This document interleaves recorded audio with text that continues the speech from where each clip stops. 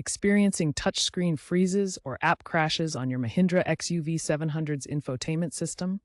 A quick reboot can often resolve these issues. This clears temporary memory caches and restarts the software without affecting your vehicle's core functions. To perform a soft reboot, press and hold the power button located on the infotainment system for 5 to 10 seconds. Alternatively, some models allow rebooting by simultaneously holding the volume and power buttons.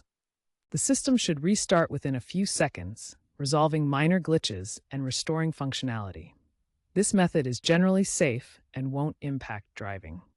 Mahindra reports that reboots resolve 70% of infotainment issues without requiring dealer assistance, according to their 2024-2025 annual report. If rebooting doesn't fix the issue, proceed to the next section. If your XUV700's touchscreen remains unresponsive after a reboot, recalibrating the screen may help. Then navigate to Settings, Display, Calibrate. Follow the on-screen prompts to recalibrate the touchscreen. This resets the display settings and can resolve calibration drift or software conflicts causing unresponsiveness. If calibration doesn't work, ensure your hands are clean and dry, as capacitive screens can be sensitive to moisture or dirt. In extreme cases, environmental factors like high heat over 40 degrees Celsius can cause temporary unresponsiveness. Let the cabin cool down before attempting to use the touchscreen again.